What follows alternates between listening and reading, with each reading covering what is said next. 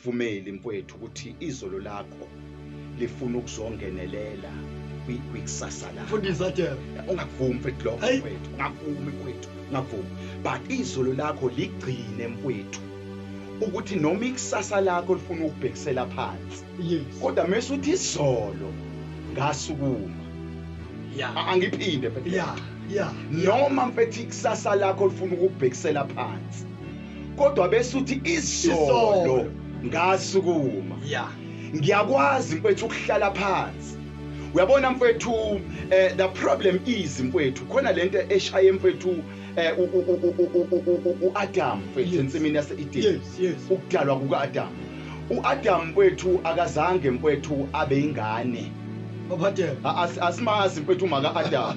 Asimazi maka-Adam mfethu uncelisile mfethu. Asikhumbule bencela. Sibonile bancelile bonke, bancela uMoses mfethu. Bancela bonke bancelile. But asikhumbule sibona uMoses encela. Ngiyazi ke akhona ama theologian azoyichaza ngendlela yawo noma azofuna ukuyivula ngeyayo indlela. Kodwa ake sikhulume nje mfethu ibe general mfethu. Yabo, ayibe general mfethu. uAdam mfethu akaqalanga emnganeni. Yes. Number 1. uAdam mfethu akazange aqale emnqunwini. Hey.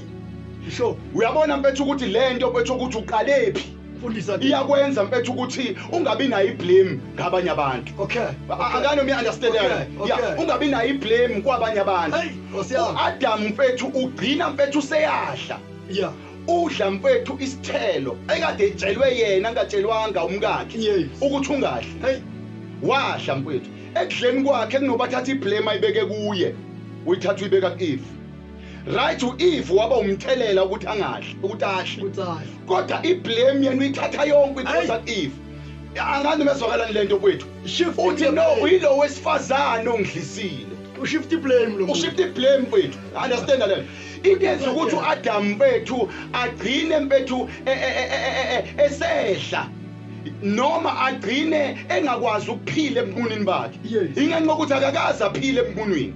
Akabazi umunquni impilo yakhe yonke.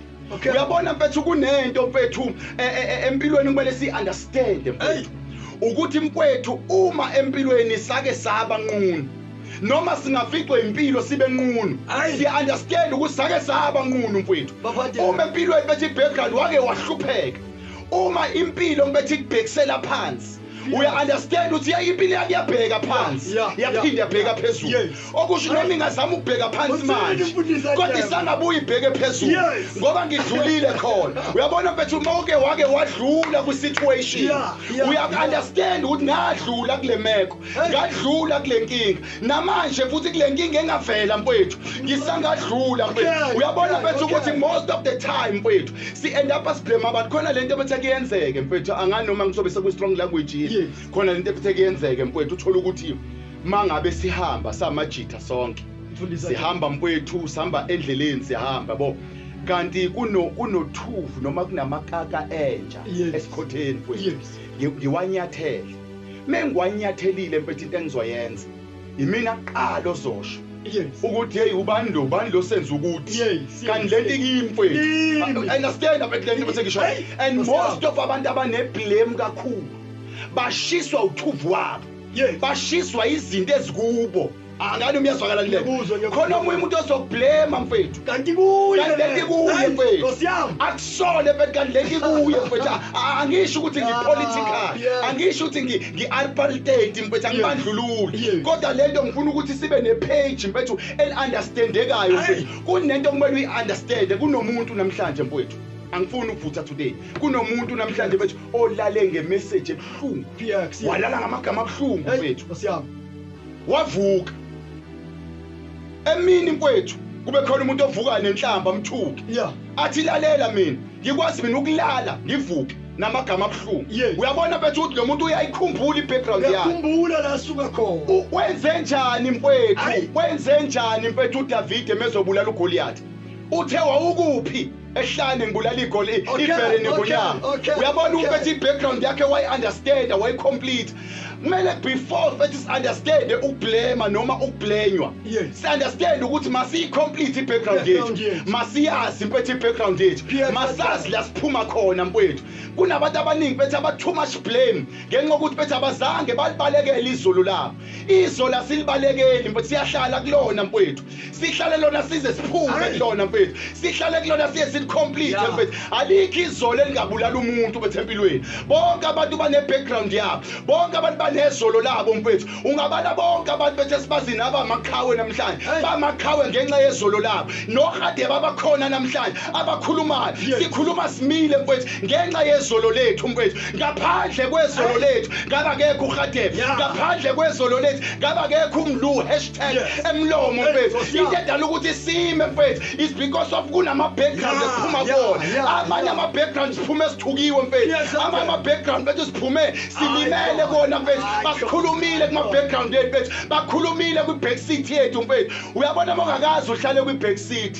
mongakazi ube kwi-back seat mfethu mongakazi bethi uhlale la unganakiwe khona mfethu mongakazi uhlale bethi labantu bekakurecognize khona Yeah, uyolimala yeah. la kukhona khona la kumele urecognize khona izolo lakho mfethu lisho into enkulu mfethu kunomunye umuntu namhlanje osesiqalweni sakhe kunomunye umuntu namhlanje mfethu okwi-situation uNkulunkulu uzodisa isiqalo sakho leso kodwa khona i-future yakho oza kuyona uNkulunkulu mfethu akambulali umuntu esiqalweni uNkulunkulu bethu umuntu akambulali kwi-pain mfethu abukho ubuhlungu mfethu uNkulunkulu akavumeli ukuthi ufele kubona kodwa bonke ubuhlungu uNkulunkulu akudedela angabuqedi kuwo ingoba uyakuthemba ukuthi uzodlula you are passing through pain uzodlula kulobo buhlungu mfethu izolo lakho mfethu sengiqeda mfethu make sure ukuthi izolo lakho empilweni yakho uyalicomplete make sure ukuthi izolo lakho empilweni yakho uyali-attenda mfethu iphunga izolo lakho liyiphunga lakho angiyi-understand Hey, mfethu le hey, hey. kunabanye abantu mfethu uzokungena e-restaurant Yes. uma ungena e-restaurant kanti kade uphuma e-KFC Yes.